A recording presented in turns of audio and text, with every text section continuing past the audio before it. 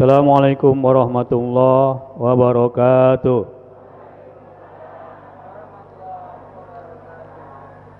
30 menit ya. Saya pakai stopwatch nih. Alhamdulillah wassalatu wassalamu ala Rasulillah wa ala alihi wa sahbihi wa mawalah. La haula wala quwwata illa billah, amma ba'du. Ayam jantan dari Kelantan, ayam kampung dari Trengganu. Bukan Banten sembarang Banten. Banten yang ini Jawara Melayu.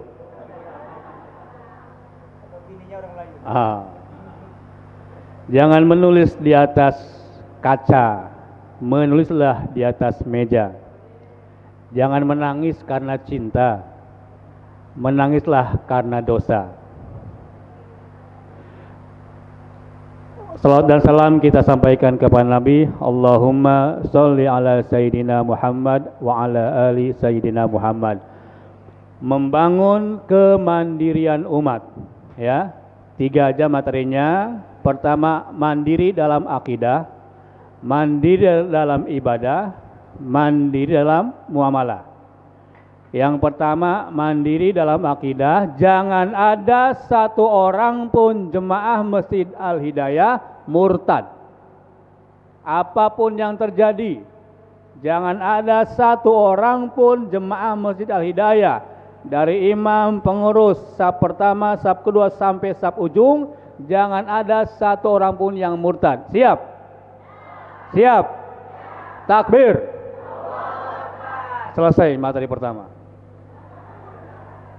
Bagaimana jangan ada satu orang pun yang murtad, ya kan? Termasuk salah akidah, ya kan? Ikut-ikutan kemudian acara nanti Valentine, tahun baru, macam-macam. Udah nggak ada urusan tuh, ya. Bahwasanya kita adalah agama Islam, yakin Allah sebagai nabinya, Nabi Muhammad adalah utusannya, istiqomah dalam ketaatan, meninggal husnul khotimah, mengucap la ilaha illallah. Itu akidah yang mantap. Didiemin, ada ustad, nggak ada ustad, jemaah nggak ada yang murtad. Itu yang pertama, mandiri akidah. Siap? Udah selesai. Ya. Dan saya lihat di Facebooknya, di YouTube-nya, udah banyak ustadz-ustadz yang mengkaji tentang perkara ini. Ya. Namun sangat disayangkan, YouTube dari Masjid Al-Hidayah Tanah Merah baru 294 subscriber. Artinya apa? Belum diurus dengan profesional. Buka handphonenya, semua buka handphonenya. Nggak bawa handphone. Nanti pulang ke rumah buka handphonenya, klik YouTube-nya, subscribe, nonton. Ya, nanti kita bahas yang ketiga. Pertama, akidah dulu harus mantap, ya kan? Mau dibunuh, mau diganti macam-macam nggak bisa. Ibu punya anak gadis, datang pengusaha ganteng kaya. Jangan Tuhan 1, Tuhan 3 aja. Dikasih jangan, Bu. Ganteng, kaya, tapi Tuhannya 3. Mau anak gadisnya dinikahkan dengan orang seperti itu? Tuker dengan 10 juta. Maharnya 100 juta. Yang benar. Maharnya 1 miliar. Yang benar. Listrik belum bayar. Anak belum sekolah. Tagihan motor mau di debit kolektor. Datang pemuda mau nolong nih 1 miliar, cuman anak ibu nikah dengan saya dengan saat pindah agama. Gimana? Benar? Yakin? Yakin? Takbir? Udah, ya. Insya Allah, ya kan? La taqulu salasah. Jangan katakan mereka 3, ya kan? Laqad kafaral ladzina qalu innallaha salisu salasa. Laqad lamnya lam taukid, sungguh benar telah kafir orang yang mengatakan Tuhan salah satu dari yang 3. Tuhan Bapa, Tuhan Anak, Roh Kudus. Sudah selesai. Lam yalid walam yulad walam yakul lahu kufuwan ahad. Yang kedua, mandiri dalam ibadah. Ada ustaz, nggak ada ustaz. Ada pengajian, nggak ada pengajian.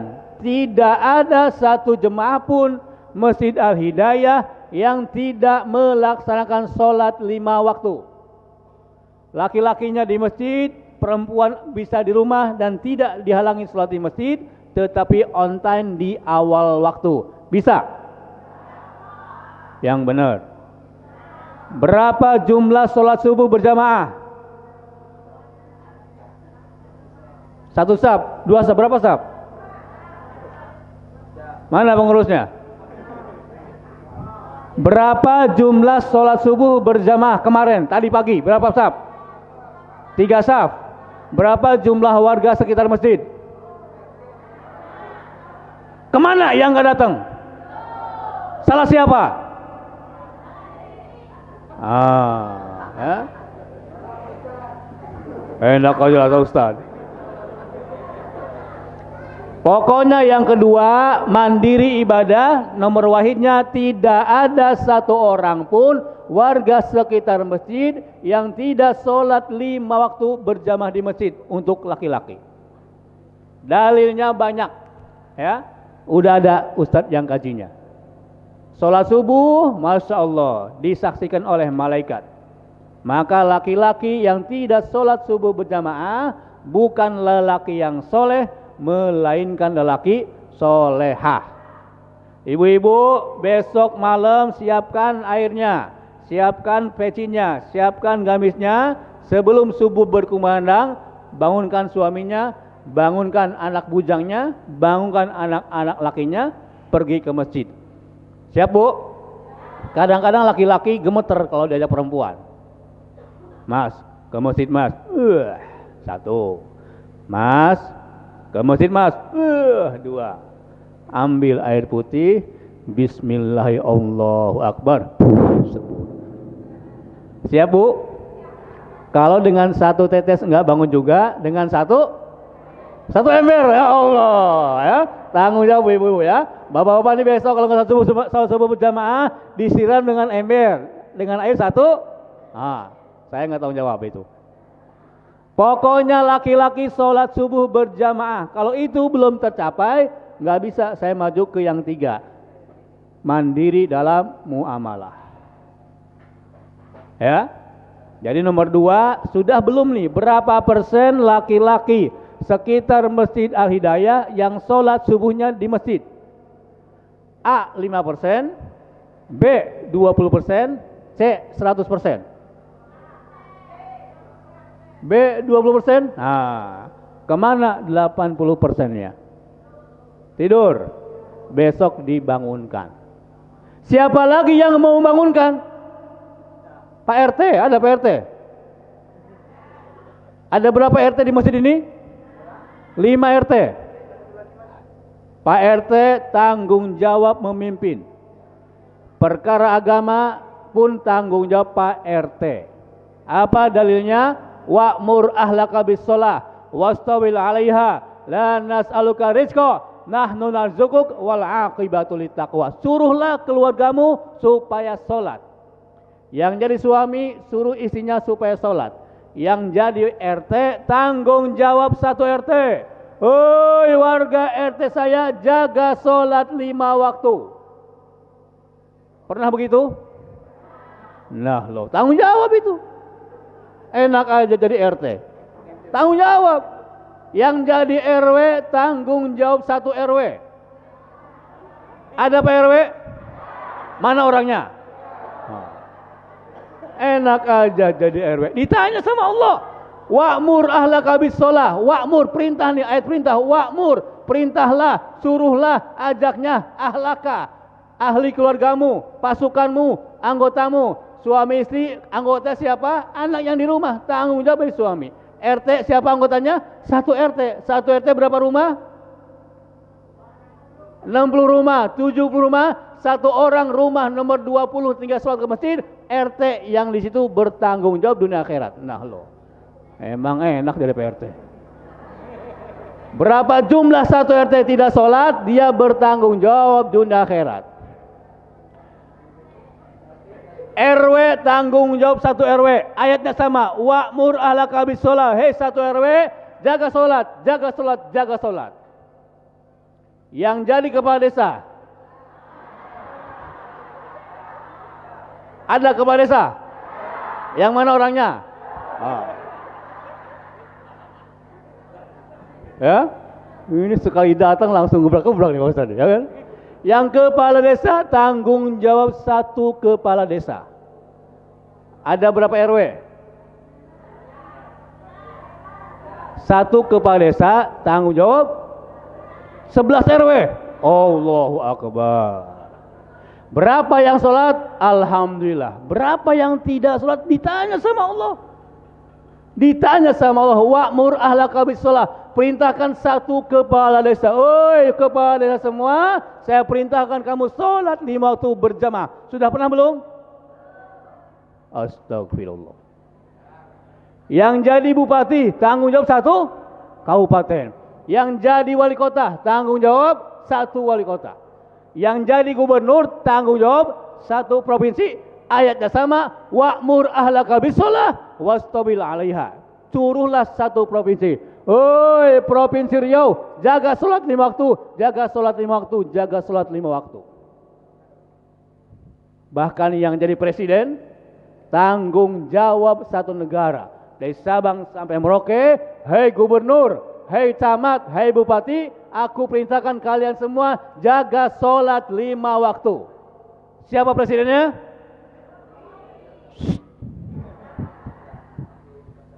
Nah, bahkan yang jadi pemimpin dunia, kalau ada umat Islam jadi pemimpinnya, tanggung jawab pertama jaga mereka sholat 5 waktu. Sungguh Khalifah Amirul Mukminin Umar bin Khattab kirim surat ke gubernur, kepada gubernur Syria, gubernur Syam, kirim surat dari Amirul Mukminin Umar bin Khattab kepada gubernur Syria. Aku memandang sholat adalah perintah yang paling penting dalam Islam. Kalau kalian jaga sholat, akan mudah menjaga perintah-perintah yang lainnya. Kalau kalian mudah melalaikan sholat, maka kalian pun akan mudah melalaikan perintah-perintah yang lainnya. Yang jadi ketua masjid tanggung jawab. Siapa ketua masjidnya? Merangkap. Allahu Akbar. Berat tanggung jawabnya. Ya, udah ketua masjid, kepala desa, membawa 11 RW. Masya Allah. Kita doakan semoga pemimpin-pemimpin, suami, Pak RT, Pak RW, kepala desa yang di sini dulu aja, ya kan? Semua siap jaga sholat 5 waktu dan perintahkan warganya sholat 5 waktu. Insya Allah 12 menit. Nah loh, dihitung sama saya. Kalau sholatnya rusak, belum bicara yang lain nih, nggak bisa. Nggak bisa. Sholat nomor utama, as-sholah imaduddin. Sholat tiangnya agama. Masjid kalau nggak ada tiang macam mana? Runtuh. Mendirikan sholat berarti mendirikan agama. Melalaikan sholat, meruntuhkan agama. Yang bangun masjid 20 orang. Yang meruntuhkan masjid 80 orang. Jadi nggak masjidnya? Yang 20 ngebangun, habis dibangun datang 80 orang, hancurin. Jadi masjidnya. Demikian pula Islam.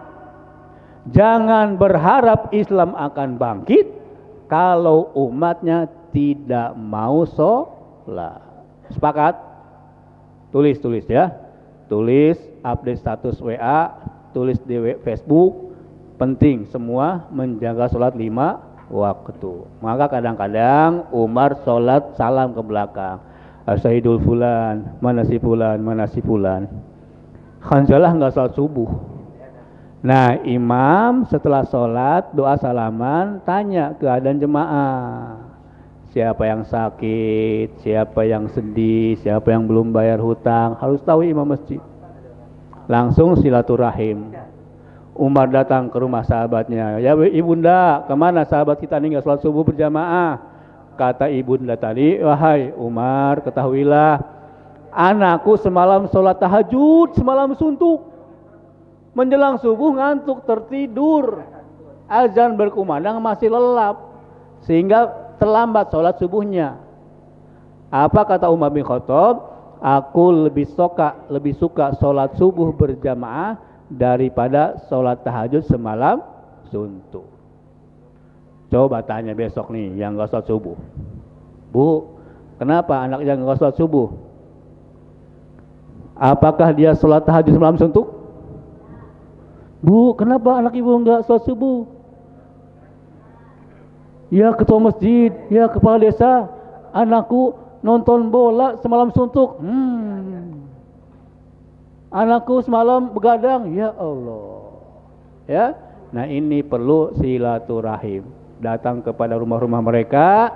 Kalau perlu kirim surat undangan resmi dari ketua masjid kepada siapa yang nggak sholat subuh. Ada orangnya? Tulis namanya. Surat resmi. Kopnya kop Masjid Al-Hidayah. Nomor sekian, tanggal sekian, perihal ajakan sholat subuh berjamaah. Dalam kurung amanah Ustadz Dr. Abdul Haq. Assalamualaikum. Semoga Allah berikan hidayah. Salat dan salam kepada Nabi. Saya ketua masjid bertanggung jawab menjaga warga. Dan bismillah dengan surat ini saya mengajak Bapak Joko misalkan namanya untuk sholat subuh berjamaah di masjid. Tertanda ketua masjid, cedol tanda tangan. Itu surat nanti disimpan di kain kafan kalau meninggal dunia. Ya Allah, saksikan ya Allah, aku sudah pernah kirim surat ke masing-masing warga yang enggak sholat subuh. Aku ajak mereka berkali-kali, ya Allah, udah kirim surat sekali, 2 kali, 3 kali, sampai numpuk itu surat undangan berjamaah di masjid dari ketua masjid. Mereka tidak datang, ya Allah. Aku serahkan kepadamu, ya Allah. Masya Allah. Insya Allah surat itu menjadi saksi kepala desa nggak jadi masuk neraka, masuk surga. Amin ya robbal alamin. Kenapa? 1 kali meninggalkan sholat dengan sengaja, namanya tertulis di pintu neraka. Ada orang mau masuk surga, ditanya sama malaikat, bro, mau kemana? Mau ke surga? Tunggu dulu. Kenapa? Buru-buru? Enggak, tunggu, kenapa? Cek dulu. Di pintu surga tertulis tuh, daftar nama orang yang meninggalkan sholat. 1, 2, 3. Ada nama dia. Ferguso, kau ninggalin sholat subuh. Terus nggak bisa masuk surga. 1 kali meninggalkan sholat dengan sengaja, namanya tertulis di pintu neraka. Wajib absen. Absen tuh, nah lo. Dicemplungin ke neraka, berangkat tahun 2020, nyampe ke dasar neraka 2000 tambah 70 tahun, 2090. Cemplung, baru nyampe asap nerakanya. Maka ini perkara penting. Dengan sholat, insya Allah muncul nih kemakmuran, keberkahan dengan sholat 5 waktu. Insya Allah kalau jemaahnya sholat 5 waktu, nggak ada yang miskin, nggak ada yang kelaparan, nggak ada yang gundah gulana. Apa dalilnya? Banyak, ratusan hadis, ratusan ayat tentang fadilah sholat berjamaah. Karena waktu sempit, langsung poin ketiga, mandiri dalam perkara muamalah. Yang pertama, mandiri dalam akidah. Sudah? Jangan sampai ada 1 orang pun yang murtad. Yang kedua, mandiri dalam ibadah. Jangan ada 1 orang pun jemaah Masjid Al-Hidayah meninggalkan sholat, apalagi sholat berjamaah. Siap? Takbir. Yang ketiga, mandiri dalam muamalah. Nabi membangun masjid dan Nabi membangun pasar. Ini yang kita bahas. 10 menit. Nabi membangun masjid, betul, alhamdulillah. Masjid Kuba Nabi yang bangun, Masjid Nabi yang bangun. Selesai urusan? Belum. Pasar gimana pasar? Karena jemaah perlu makan, jemaah perlu minum, jemaah perlu konsumsi, perlu produksi, perlu jasa, perlu investasi. Islam agama yang sempurna, tidak melulu ngurusin masjid. Nabi imam di masjid, Nabi pun imam di pasar. Ini yang kami sedang bergerak. Alhamdulillah S1 saya ekonomi kapitalisme di Perbanas Jakarta, sarjana ekonomi umum. 4 tahun kuliah, 8 semester, tak pernah satu ayat, satu hadis pun disampaikan oleh dosen tentang perkara muamalah, tentang riba. Ada sarjana ekonomi, ada dosen ekonomi, tobat, salah arah, belajar ilmu yang sesat, dengan modal sekecil-kecilnya, untung sebesar-besarnya. Nah lo, tak peduli mau riba, mau haram, nggak ada. Saya sarjana ekonomi S1-nya, nggak satu ayat pun, satu hadis pun nggak pernah dibaca dalam kelas fakultas ekonomi. Maka saya menghimbau ibu-ibu yang punya anak S1 ekonomi umum, tobat hijrah ke S1 ekonomi Islam. Sudah ada belum? Ada. Di sini mulainya, ya.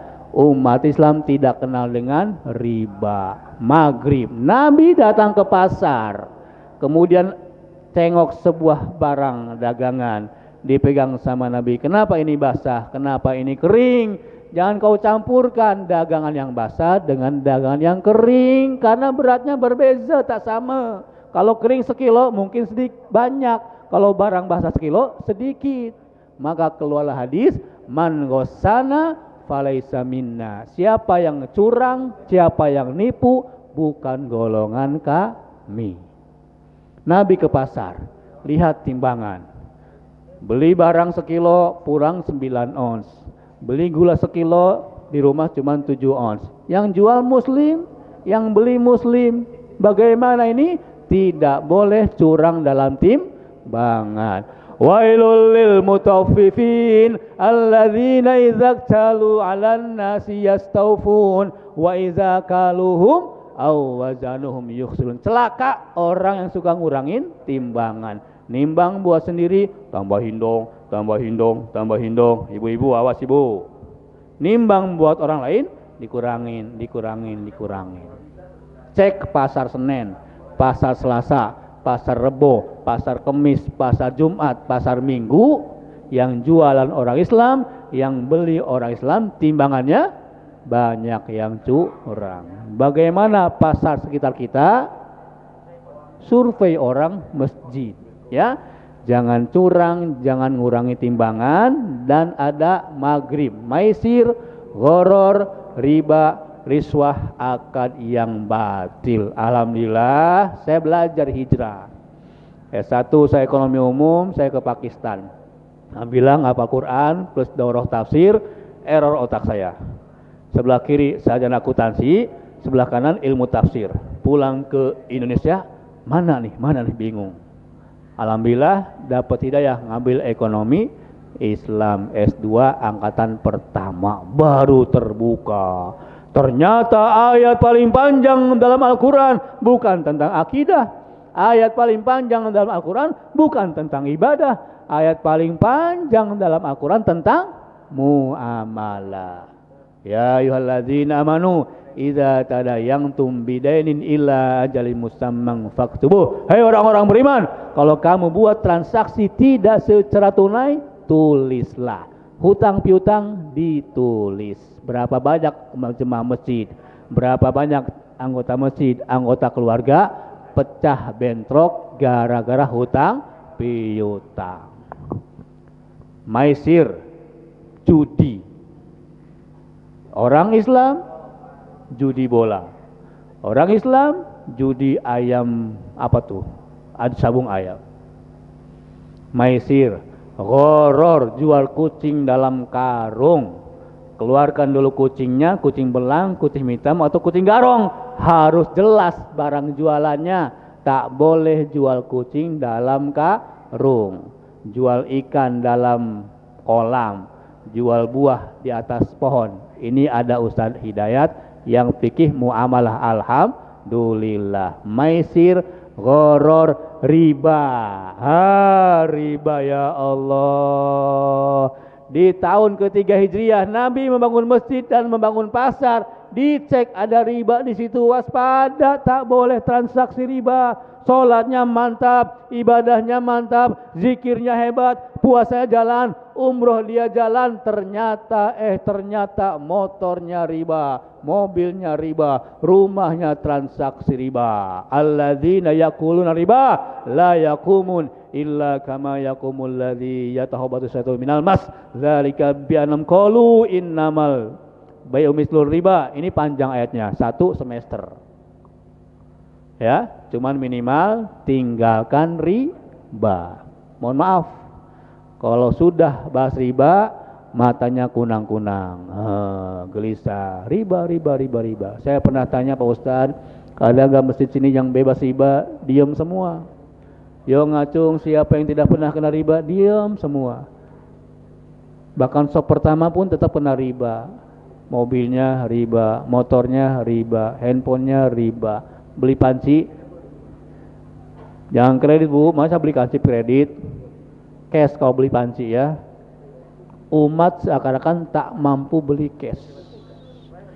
Ini sedang diserang oleh mereka supaya umat Islam hari-hari terjerumus dengan riba. Ya, maka dia doa tak dikabulkan oleh Allah. Kenapa? Dosa riba jahat besar. Pak Ustadz, saya cuma catat doang. Tunggu dulu. Yang minjemin riba, yang dipinjemin riba, saksinya pun sami mawon, catatannya, akuntansinya, notarisnya, saya cuma nyatet doang Pak Ustadz. Kulluhum sawa, sami mawon, podo wae, dosa-dosa juga. Yang transaksi riba, pembeli ribanya, penerima ribanya, saksinya, dan yang catatnya sami mawon. Riba 72 tingkatan, yang paling rendah dosanya seumpama berzina dengan ibu kandung sendiri. Nah, di sini kita lemah, ya. Bertahun-tahun ngaji, tidak peduli mobilnya jemaah diambil debit kolektor, motornya, rumahnya, banyak yang belum peduli. Di sini kami bergerak. Maisir, goror, riba, riswah, masuk kantor, ujian, pendidikan, naik pangkat, hati-hati dengan riswah. Yang nyuap dan disuap masuk neraka. Istighfar, ya, nggak bisa nih. Sholat iya, haji iya, umroh iya, suap jalan terus masya Allah, ya. Maka waspada dengan ini. Maisir, gharor, riba, riswah, dan transaksi yang batil. Ya ayyuhalladzina amanu la ta'kulu amwalakum bainakum bil batil. Hai orang-orang beriman, janganlah kau buat transaksi dengan cara yang batil. Jangan kau makan harta saudaramu dengan cara yang batil. 30 lebih akad-akad batil dalam perdagangan. Kalau enggak ngerti pasti kena. Maka Umar mau cabut ke pasar. Jangan jualan di pasar kami kalau kamu enggak ngerti fikih muamalah. Kalau para pedagang pasar enggak ngerti fikih muamalah, pasti dia akan terjerumus pada 2 akad. Pertama akad riba, kedua pasti akad yang zolim. Masuk barang subhat ke dalam tubuhnya, waspada. Al halalun bayyin wal haramun bayyin. Halal itu jelas, haram itu jelas, yang tengah-tengah subhat. Halal enggak ya? Halal insya Allah. Tapi ada haram dikit. Nah loh. Haram enggak juga sih, halal. Terus itulah Pak Ustadz. Nah, ya. Ini namanya subhat. Orang beriman berani meninggalkan yang subhat. Terus gimana? Ya. Yang pertama, kami punya program. Apa itu? Beberapa masjid Ustadz sudah kami kumpulkan, ketua sekretaris berhandara kumpul di rumah saya, bikin repelita. Rencana pembangunan 5 tahun Masjid Al-Hidayah. Sudah pernah musyawarah repelita? Bikin program pengurus masjid. Bikin program. 1, jangan sampai ada yang murtad. 2, jangan sampai ada yang meninggalkan sholat. 3, jangan sampai orang Islam yang di masjid kurang harta, kurang modal, diusir kontrakannya, nggak bisa bayar motor, nggak bisa bayar riba. Ini nggak dibahas sama masjid.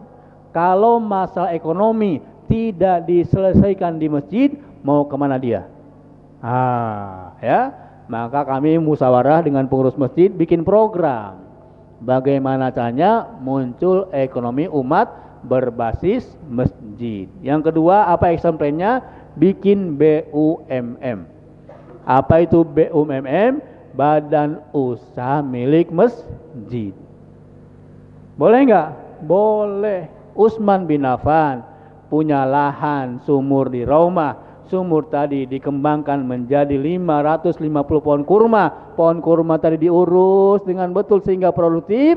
Beli tanah di Madinah. Tanah tersebut diurus, bangun hotel di Madinah. Utsmannya sudah wafat, sekarang hotelnya masih ada, rekeningnya masih ada atas nama rekening Utsman bin Affan. Keuntungan dari hotel tersebut ada direkturnya, ada wakilnya, ada bendaharanya, office boy-nya, ada cleaning service-nya, semua digaji dengan profesional. Tetapi keuntungan hotel Utsman bin Affan untuk kepentingan umat Islam. Utsman bin Affan sudah wafat, rekeningnya masih hidup. Umat Islam sekarang orangnya masih hidup, rekeningnya sudah wafat, kena BI checking. Ya, maka ini perlu belajar. Alhamdulillah beberapa masjid sudah kita bikin. Nih, apa mereknya? Milik siapa? Bertahun-tahun kita umat Islam merdeka masih minum merek mereka. Walaupun dicabut mereknya, saya tahu nih, ini punya siapa nih? Tisu. Merek siapa ini? Punya siapa nih? Mandiri ekonomi, mandiri muamalah.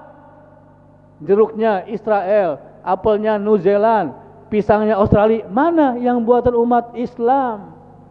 Datanglah orang Belanda, belajar di Mekah 5 tahun, balik ke Aceh, umat Islam, udah diam aja saja, gak usah ngurusin ekonomi, biar kami aja yang berdagang, kamu diam aja saja ya. Masya Allah. Siapa orang Belanda pura-pura masuk Islam tadi? Snok, Belandanya sudah pergi, hukumnya masih ada. Jepangnya sudah pergi, Toyotanya, Kawasakinya masih dipakai. Umat Islam, Masya Allah, dari dapur, sumur, sudah mandiri kita. Ibu mandi sabun pakai apa mandinya? Buatan mana? Samponya buatan mana? Sikat giginya? Odolnya? Sejak kapan? Sejak nenek moyang kita. Turun-temurun seperti itu. Mana buatan umat Islam? Bawangnya, semuanya, karpetnya, mikrofonnya, handphonenya. Sudahkah kita mandiri secara ekonomi? Belum. Bagaimana caranya? Insya Allah setelah pesan-pesan berikut ini. Assalamualaikum warahmatullahi wabarakatuh.